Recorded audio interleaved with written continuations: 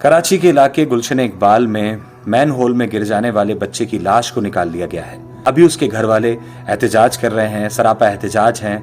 उनको कुछ कहकर, उनको कोई बात कहकर, तसल्ली देकर हो सकता है रवाना कर दिया जाए, सारा मामला ठंडा हो जाए, इंतज़ामिया कुछ टाइम के लिए एक्टिव हो जाए, हमें उस वक्त बहुत तेज़ी से काम करती हुई नज़र भी आए, हमें लगे कि कुछ बेहतरी आ रही है।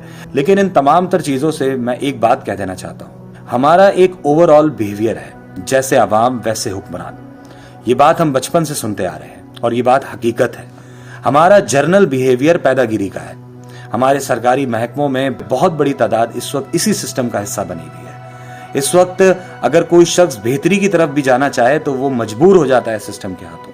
मैं सबकी बात नहीं कर रहा, खा वो किसी भी माइंडसेट का हो, किसी भी सियासी जमात का हो, लेकिन बहुत सारे ऐसे भी लोग हैं जो अपने नफ्स से रोजाना की बुनियादों पर जंग करते हैं और इस चीज से बचते हैं, लेकिन वो भी कहीं ना कहीं इस सिस्टम के हाथों मजबूर नजर आते हैं।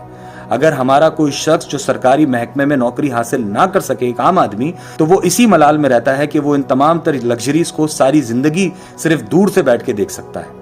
अगर देखा जाए तो कानूनी तौर पर जो वहां के मुतल्लिका नुमाइंदगान थे उनसे सवाल करना बनता है, लेकिन इखलाकी तौर पर जो वहां पर सुपर स्टोर बना हुआ है वो भी गटर का ढक्कन लगा सकता था। सालों से चल रहा है वो सुपर स्टोर वहां पे, सालों से, लेकिन वहां पर किसी ने इतनी गैरत नहीं करी कि वहां पर जो उनके लोग निकल रहे हैं, कस्टमर्स आ रहे हैं, कस्टमर जा रहे हैं, उनको क्या दिक्कत हो रही है, क्या एम्बियंस का बेड़ा गर्क हो रहा है सामने, क्या पूरा माहौल बेड़ा गर्क हुआ है, उन्होंने इस चीज के ऊपर नजर डालने की बिल्कुल भी जतन नहीं किए और मामलात ऐसे ही चलते रहे और ये वाकया पेश आ गया। अवामी नुमाइंदगान से या जो बल्दियाती नुमाइंदगान हैं उनसे सवालात तो बनते हैं, लेकिन एक सवाल हमारा खुद से भी बनता है कि हम क्या हो चुके हैं। Thank you.